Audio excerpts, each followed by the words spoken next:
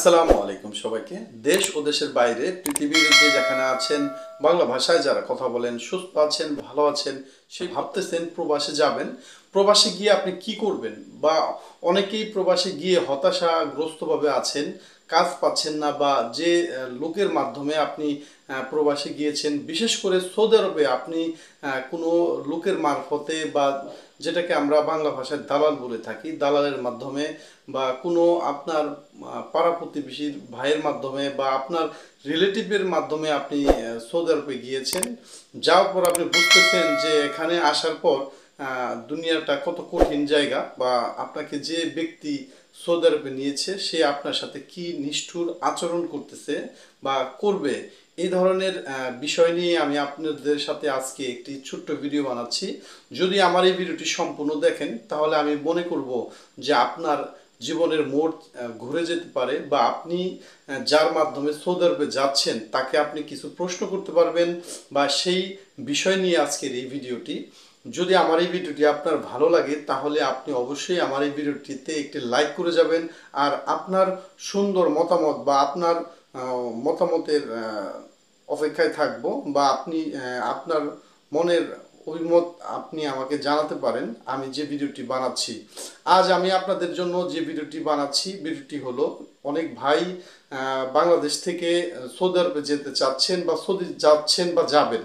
সে সকল ভাই বা আপনার প্রতিবেশী কেউ বা আপনার রিলেটিভ কেউ আপনাকে বলবে যে আমি আপনাকে সৌদি আরবে নিয়ে আসবো, সৌদি আরবে নিয়ে এসে আপনাকে একটি জায়গায় কফালা করে দেব, বা অন্য একটি জায়গা বা একটি কোম্পানিতে আমি আপনাকে কাজ দিয়ে দিব, বা ওইখানকার কাগজপত্র আপনাকে বানিয়ে দেব, এভাবেই আপনাকে বলবে।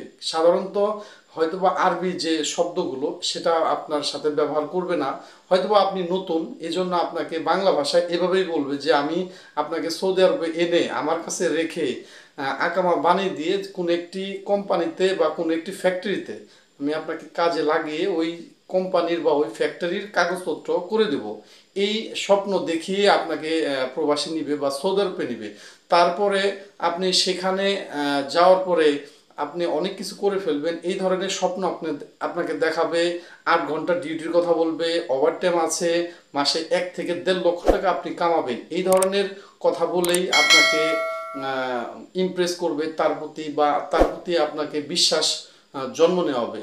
তারপরে দেখা যাচ্ছে আপনি সেখানে যে টাকা আপনার সাথে নির্ধারিত করার পর আপনি সৌদি গেলেন, বা সৌদি যাওয়ার পরে দেখা যাচ্ছে আপনাকে 3 মাসের আকামা টেম্পোরারি একটি বানিয়ে দিবে, বা অনেকে আকামা বানিয়েও দেয় না।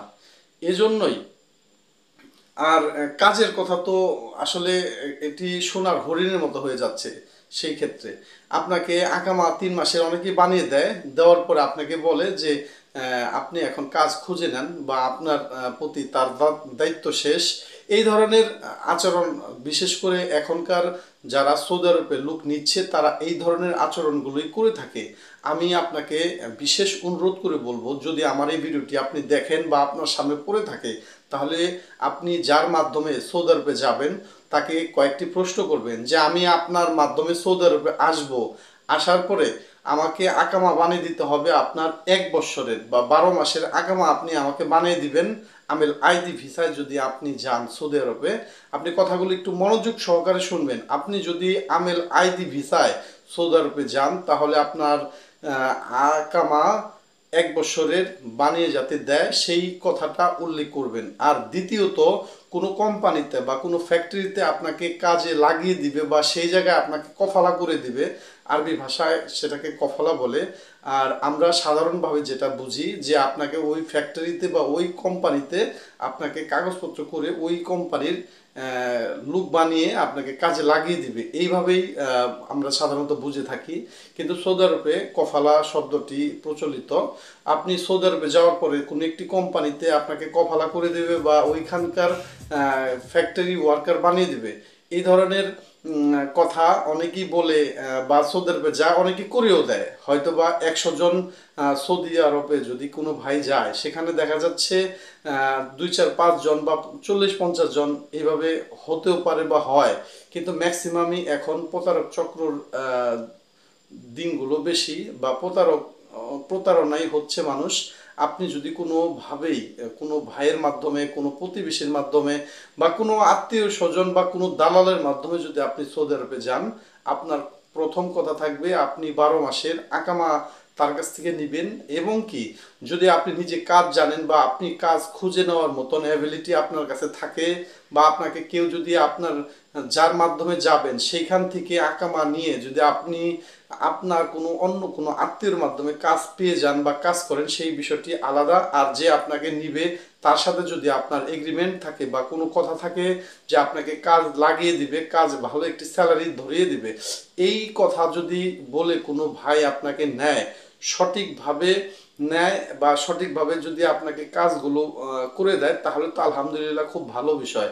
এছাড়া ম্যাক্সিমাম লোকই এখন আপনাকে সৌদি আরবে নিয়ে 3 মাসের টেম্পোরারি একটি আকামা ধরিয়ে দিবে, কাজ দিতে পারবে না বা তারপরে আপনার সাথে অন্যরকম আচরণ করবে, যেটাকে আমরা বলি অনেকেই যে আপনাকে সুন্দর কথা বলে আপনার কাছ থেকে টাকাগুলো নেওয়া শেষ হয়ে গেলে আপনার সাথে তখন রঙিন চশমা পরে বা রূপবান টিনের চশমা পরে আপনার সাথে কথা বলবে। এই ধরনের কথা আমরা বলে থাকি।